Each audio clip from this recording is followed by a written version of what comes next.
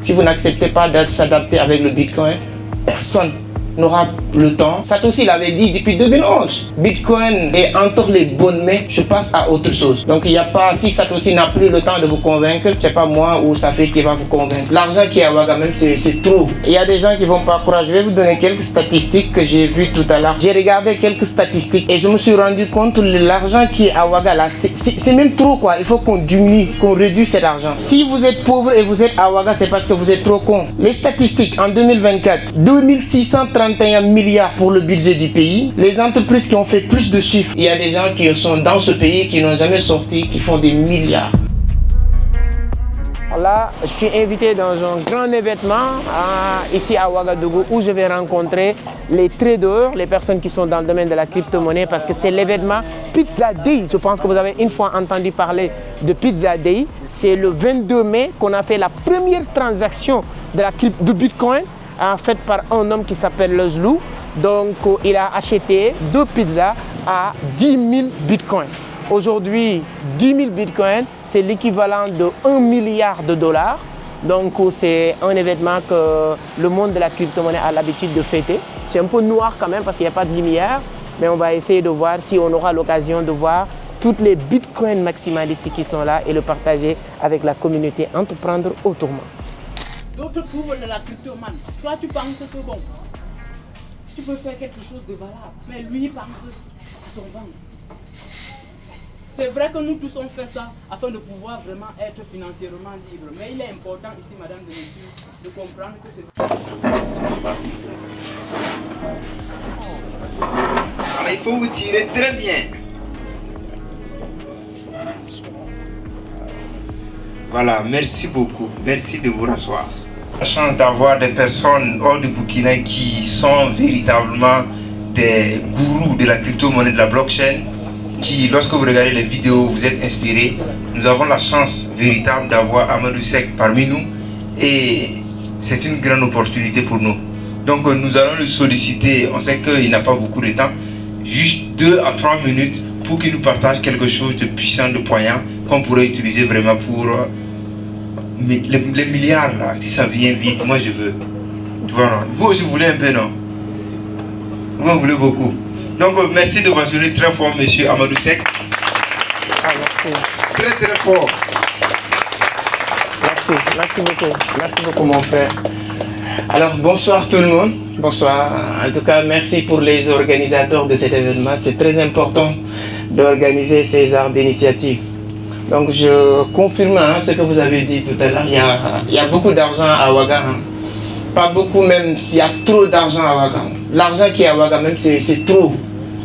Il y a des gens qui vont pas croire. Je vais vous donner quelques statistiques que j'ai vues tout à l'heure quand j'étais samedi passé au niveau de salle de ces grande salle de banquier, je pense, j'étais là-bas.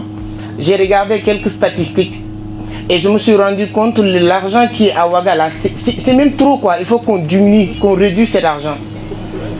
Si vous êtes pauvre et vous êtes à Ouaga, c'est parce que vous êtes trop con.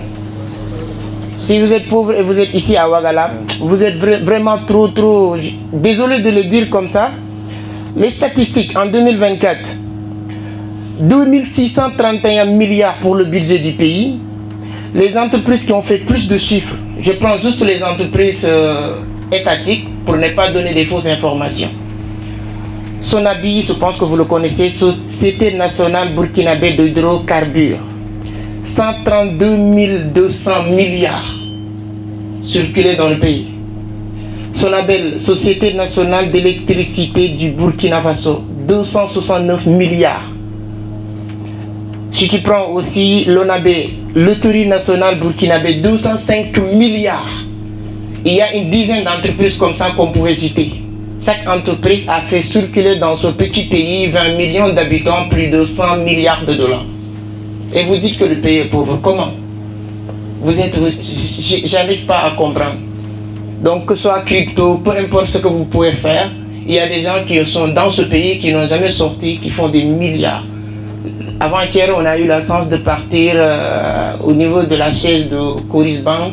L'objectif, c'est de rencontrer Idriss parce que son entreprise est bien installée un peu partout. Le mec, il n'a jamais sorti le pays, il fait partie des personnes les plus prospères en Afrique aujourd'hui. et vous dites que le pays est pauvre. Il y a beaucoup de personnes.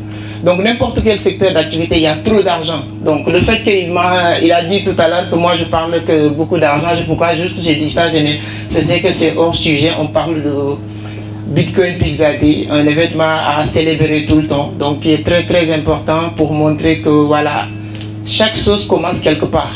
C'était la première transaction du Bitcoin. Donc pour mon frère, pour te rassurer, c'est pas les Africains qui ont fait plus de arnaques ou qui ont perdu plus d'argent dans le monde de la crypto. Non. Qui ont perdu moins d'argent et qui ont fait moins de scams dans le monde de la crypto. Je fais beaucoup d'investigations. Quand vous parlez même des systèmes de Ponzi qu'on a connus ici en Afrique, ils sont moins faire de ravages qu'ailleurs. Est-ce que vous avez entendu parler de Bernard Madoff? Tout ce qu'il a ramassé, toutes les entreprises réunies que tu connais ici comme entreprises entre guillemets de Ponzi, ils n'ont même pas ramassé 1% de ce montant. Tu connais ce qu'on appelle Alex Coulombe-Calvière. Il a perdu plus de 4 milliards 900 millions de dollars au niveau de Société Générale. Tu connais FTX de Sam Bankman. Plus de 700 milliards de dollars qu'on a perdu.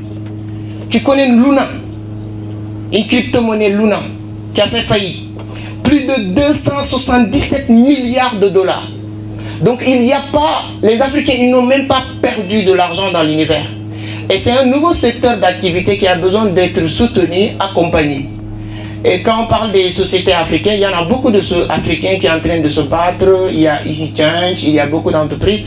Vision d'Afrique, moi je représente une entreprise qui s'appelle Vision d'Afrique. On a lancé une plateforme de vente essence des crypto-monnaies qui s'appelle Vision Crypto. Est-ce qu'il y a une personne qui a une fois entendu parler de Vision Crypto? Une seule personne. Tu as acheté une fois avec Vision Crypto? Hein? Tu as 100 dollars tout de suite. Tu as gagné 100 dollars. Donc il y a beaucoup d'entreprises en Afrique qui permettent les gens d'acheter ou de vendre des cryptos. Ce qui manque, c'est de soutenir ces entreprises. Les gens préfèrent acheter avec d'autres entreprises, mais le produit local est là. Le reste, c'est le soutien qu'il faut. Et chacun d'entre nous peut apporter sa pierre à l'édifice pour que ça aille vraiment très loin. Moi, je suis à Ouaga pour une conférence samedi prochain à l'hôtel Pacifique. J'invite tout le monde, toute personne qui aura le temps pour venir participer. Je félicite vraiment Saphir pour le travail qu'il est en train de faire, mon ami Fabrice. Donc, toutes les personnes qui sont en train d'apporter leur pierre à cette construction de l'Afrique. On a notre cher président Ibrahima Traoré, c'est bien. Mais le développement de ce pays ne peut pas se reposer sur ses épaules lui seul.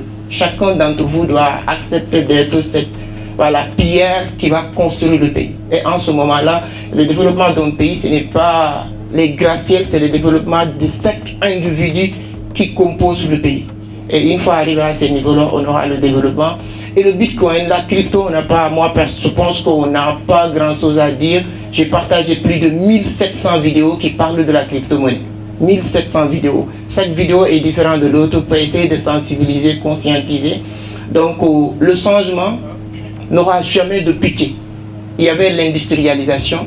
Ceux qui refusaient de se changer, ils sont disparus. Et il y avait des gens qui accaparaient des terres. Lorsque l'industrialisation est venue, ils sont disparus. Donc aujourd'hui, on force personne. Il n'y a qu'une mauvaise nouvelle que je vais vous donner pour rendre le micro. 60% d'entre vous vont mourir dans les 10 prochaines années. Vous n'avez pas besoin de se cacher la tête. 35% qui restent, ils vont mourir 70 ans, 80 ans, mais très pauvres, très misérables. Et il n'y a que 3% qui vont vivre 100 ans, 70 ans, 80 ans, prospères, vraiment bonne santé, avoir tout ce qu'ils veulent. Ce sont les personnes qui prennent les risques et qui acceptent de s'adapter avec le temps. Si vous n'acceptez pas de s'adapter avec le Bitcoin, personne n'aura le temps. Satoshi l'avait dit depuis 2011. Bitcoin est entre les bonnes mains, je passe à autre chose. Donc il n'y a pas, si Satoshi n'a plus le temps de vous convaincre, c'est pas moi ou Safi qui va vous convaincre. Nous, on est là pour donner la bonne information. Merci pour tous. Donc il y a des gens qui nous attendent à la maison, c'est pourquoi. Et bonne dégustation de votre pizza de 10 000 $, donc c'est trop cher. Merci beaucoup.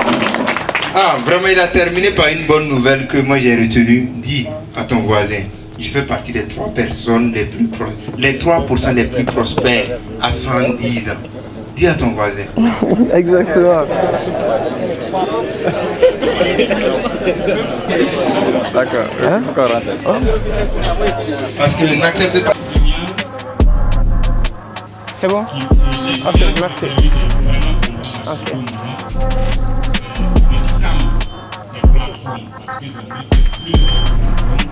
C'est bon, hein? Bien. C'est bon. Merci beaucoup.